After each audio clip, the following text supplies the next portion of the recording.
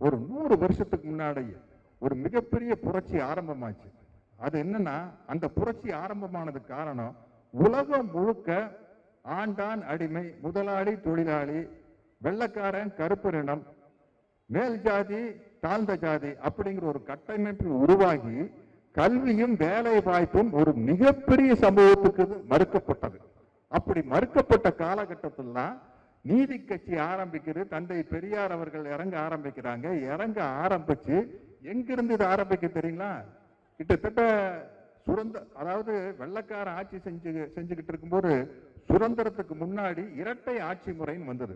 அப்பதான் நீதி கட்சி ஆட்சிக்கு வருது. நீதி கட்சியினுடைய நீட்சி தான் இப்ப நம்மளுடைய புரட்சியான கழகங்கள் எல்லாமே.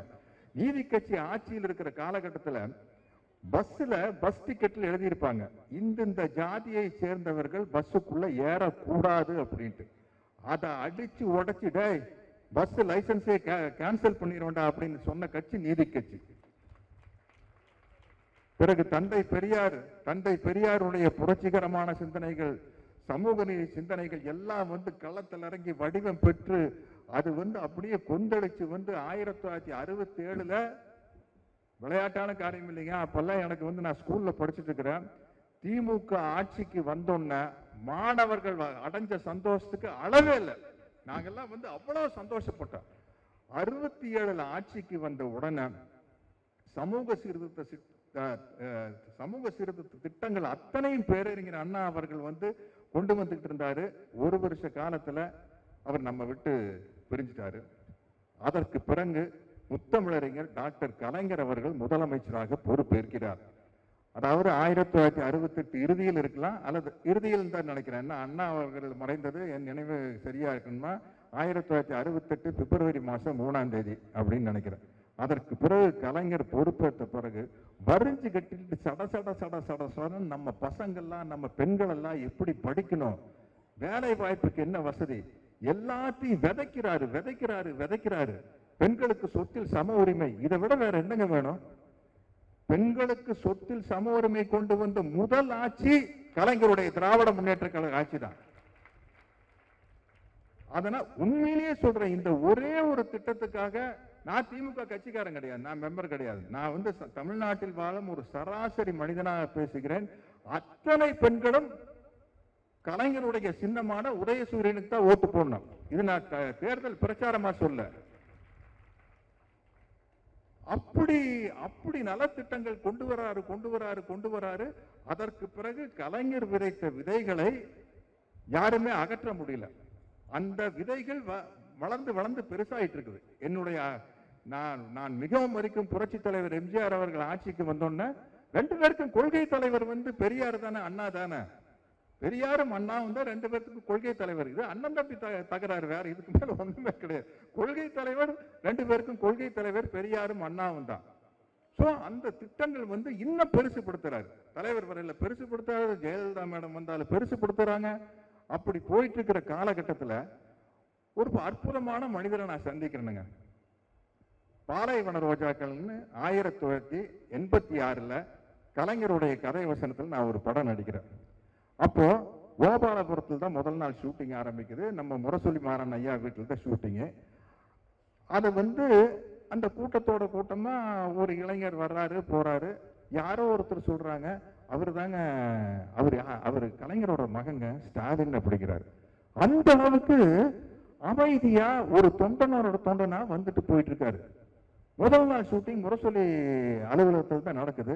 இப்ப முரசொலி செல்வம் அவர்களுடைய சிலையை திறந்து வைக்கிறதுக்காக நம்ம தமிழக முதல்வர் தளபதி அவர்கள் அங்க வந்தாங்க.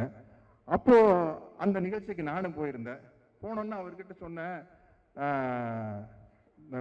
இங்க பாலைவன ரோஜாக்கள் முதல் நாள் ஷூட்டிங் இங்க தானுங்க நடந்தது அப்படின்னு. அதுக்கு நம்ம தமிழக முதல்வர் சொல்றாரு, நானும் வந்திருந்தேங்க அப்படிங்கிறாரு. அதாவது அவரை நானோ என்னுடைய நண்பனோ கவனிக்க முடியாத அளவுக்கு அவ்வளவு பணிவாக கூட்டத்தோட கூட்டமாக ஷூட்டிங் வேடிக்கை பார்த்துட்டு போய்கிறாருங்க. ஒரு தந்தை ஒரு தலைவர் கலைஞர் அவர்கள் விஜய் அவர்கள் சொன்ன மாதிரி 6 வயசுல கேள்வி கேட்க ஆரம்பிச்சு 13 வயசுல கையெழுத்து பத்திரிகை நடத்துறாரு. எனக்கு இந்த புள்ளி விவரம் கொஞ்சம் முன்ன பின்ன இருக்கலாம். 13 வயசு பையன் கையெழுத்து பத்திரிகை நடத்தும் போது இந்த சமூகத்தை சீர்திருத்த வேண்டும், சமூகத்துக்கு புரட்சிகரமான சிந்தனைகளை தர வேண்டும், சமூக விடுதலையை பற்றி பேச வேண்டும். 13 வயசு பையன் கையெழுத்து பத்திரிகை நடத்தும் போது அந்த பையனுடைய மனசுல கண்டிப்பா ஆஃப்டர் ஆயிரம் தான் போட்டிருந்திருப்பாரு. அந்த காலத்துல ஒரு அரைக்கால சட்டை போட்டிருக்கிற பையன் எதிர்காலத்தில் நாம முதலமைச்சர் ஆவோம் அப்படின்னு கனவு கண்டா இந்த வேலையை செஞ்சிருப்பாரு. எந்த பலனையும் எதிர்பார்க்காமல் என் மனதுக்கு சரி என்று பட்ட பேரறிஞர் அண்ணாவின் கருத்துக்களையும் பகுத்தறிவு பகலவன் தந்தை பெரியாரின் கருத்துக்களையும் பரப்ப வேண்டும் என்ற ஒரே நோக்கத்தை தவிர வேற எந்த நோக்கமும் இருந்திருக்க முடியாதில்ல. அந்த 13 வயசு பையனுக்கு அதே மாதிரி அந்த 13 வயசு பையனுக்கு ஒரு பையன் பிறக்கிறாரு. அந்த பையன் அழகிரி அண்ணா அவர் பிறக்கிறாரு. ஸ்டாலின் அவர்கள் பிறக்கும் போது கலைஞர் அவர்கள் சிறையில் இருக்கிறார். நீங்க சும்மா சொல்றீங்களே என்னமோ வாரிசு அரசியல்னு. உதயநிதி ஸ்டாலின் பிறக்கும் போது ஸ்டாலின் சிறையில் இருக்கிறாரு. ஏங்க எவனையோ கையை காட்டி விட்டு போலாம்ல. பாருங்க, அவனை புடிச்சிட்டு போயிருங்க, அவன் தாங்க மறியல் பண்ணான்னு சொல்லிட்டு துணிச்சு போறாங்க. மிசால நம்மளுடைய தளபதி ஸ்டாலின் அவர்களை கைது செய்யும் போது கலைஞர் அவர்கள் மகிழ்ச்சியோடு தைரியமா போயிட்டு வாடா மகனை அனுப்பி வைக்கிறாரு.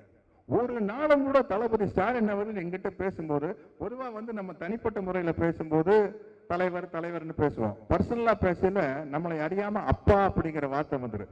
இது வரைக்கும் 1986 இருந்து தளபதி நம்முடைய முதல்வர் ஸ்டாலின் அவர்கள் நான் சந்திச்சுக்கிட்டு இருக்கிற ஒரு நாளும் கூட அப்பாங்கிற வார்த்தை வந்ததில்லை. தலைவர் தான். அவர் கோபாலபுரம் குடும்பத்தில் ஒருத்தரா இல்ல, திராவிட முன்னேற்ற கழக குடும்பத்தில் ஒருவரா இருந்திருக்கிறார். அதனால்தான் கடைசி வரைக்கும் தலைவருங்கிற வார்த்தையை தவிர வேற வார்த்தை வந்தது இல்லைங்க. இந்த துணிச்சல் எங்கிருந்து வந்தது அவருக்கு? இந்த துணிச்சல் ஜெனட்டிக்கலா கலைஞருடைய மகன் அப்படிங்கிறதுக்காக வரல. கலைஞருடைய கொள்கையில் ஊறிய லட்சக்கணக்கான கோடிக்கணக்கான திராவிட முன்னேற்ற கழக தொண்டர்களில் ஒரு தொண்டனாக இருப்பதனால்தான் அந்த தைரியம் வந்தது. கனிமொழி அவர்கள் அடிச்சாங்க பாருங்க. நம்ம தம்பி சொன்னாரு, ஸ்பெயின்ல ஸ்பெயின் ஒரு நாட்டுல எல்லாரும் எந்திரிச்சு நின்று கை தட்டுறாங்க. இந்தியாவுடைய தேசிய மொழி எதுன்னு கேட்கிறாங்க.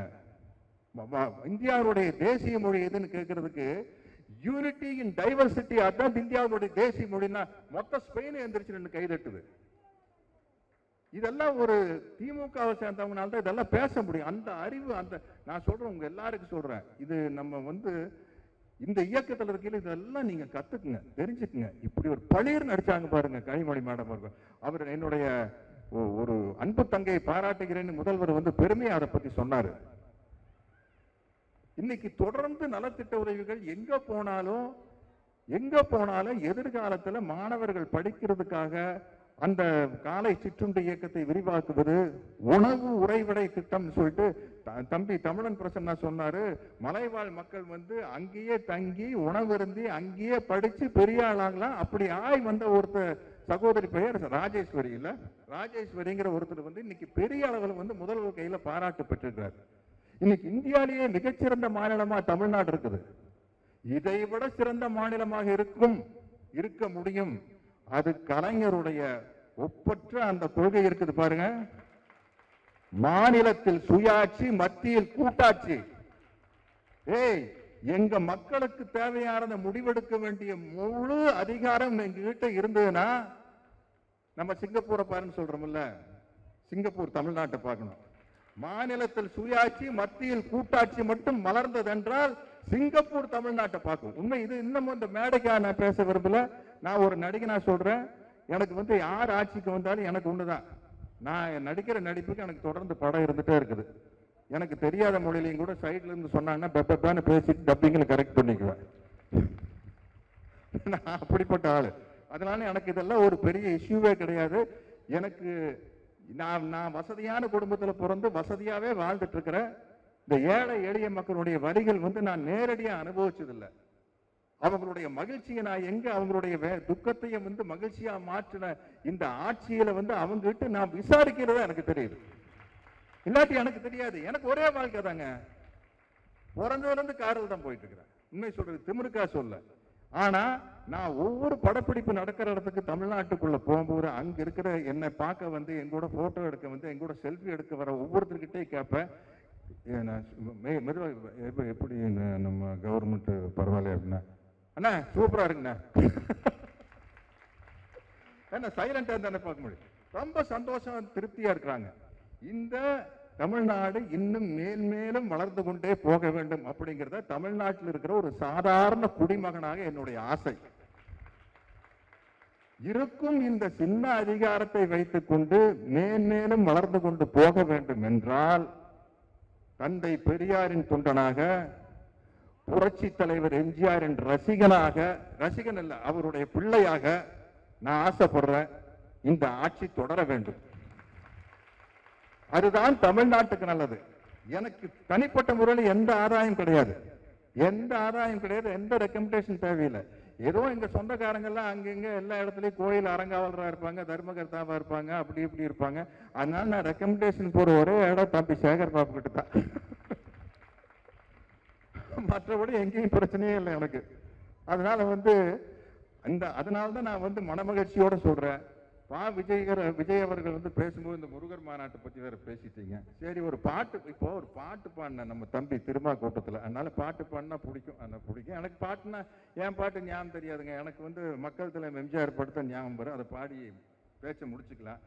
ஓம் முருகா என்று சொல்லி உச்சரிக்கும் சாமிகளே, ருத்ராட்ச பூனைகளாய் வாடுறீங்க. காத்திருக்கும் கல்விறக்கு கைவிலங்கு பூட்டி விடும் கண்ணுக்கு தோணாத சத்தியமே. பொய்கள் எப்போதும் ஓங்குவதும் இல்லை, உண்மை எப்போதும் தூங்குவதும் இல்லை. கரெக்டான பாட்டா? இன்னொரு பாட்டு நான் பாடுறேன். ஆனா நீங்க யாரோடய கனெக்ட் பண்ணி கூடாது. நான் பொறுப்பு இல்லை. என் தலைமையில வெடி போட்டுறாதீங்க. சிலர் ஆசைக்கும் தேவைக்கும் வாழ்வுக்கும் வசதிக்கும் ஊரார் கால் பிடிப்பார். ஒரு மானம் இல்லை, அதில் ஈனம் இல்லை, அவர் எப்போதும் வால் பிடிப்பார். எதிர்காலம் வரும், நம் கடமை வரும். ஆட்டத்தை பேசிட்டே போலாம். ஏன்னா அவ்வளவு நட்பு. திமுக தலைவர் வாத்தியார் பாட்டு பாடலாங்க. என்ன விஜய் சொன்னாரு பாருங்க, நான் அளவோடு ரசிப்பவன். அடுத்தது என்ன அடுத்துன்னு கலைஞர் வாலி யோசிச்சுட்டு இருக்கிறாரு. கலைஞர் உள்ள வந்தாரு. வாலி என்னைய யோசிக்கிறாரு? இல்ல, நான் அளவோடு ரசிப்பவன் எழுதிட்டு அடுத்த வரி வரமாட்டேங்குது. இறையும் அளவின்றி கொடுப்போன்னு போடியா அப்படின்னாரு. அந்த வரியை பார்த்துட்டு ஒரு ஷூட்டிங் வழியை மக்கள் தலைவர் எம்ஜிஆர் அவர்கள் வாலியை கட்டி பிடிச்சி முத்தம் கொடுத்துருக்காரு. வாலி சொன்னாரு, இந்த முத்தத்தை கலைஞருக்கு கொடுக்க. அந்த லைன் அவரு தான் எழுதினாரு. அப்படியா? அப்ப நான் பாடுற ஒரு பாட்டுல கலைஞரை பத்தி பேசணும், பாண்டுமே மறக்காம எழுதின்னு சொல்லிதான் இந்த நான் செத்து போலச்சவன்டா யமனை பார்த்து சிரிச்சவன்டா அப்படிங்கிற ஒரு பாட்டு வரும். அதுல ஓடும் ரயிலை இடைமறித்து அதன் பாதையில் தனது தலை வைத்து உயிரையும் பொருட்டாய் தான் மறித்து வளர்ந்த கூட்டமடா எதிர்த்தால் தெரியும் சேதியடா நான் செத்து போலச்சவன்டா. நன்றி, வணக்கம்.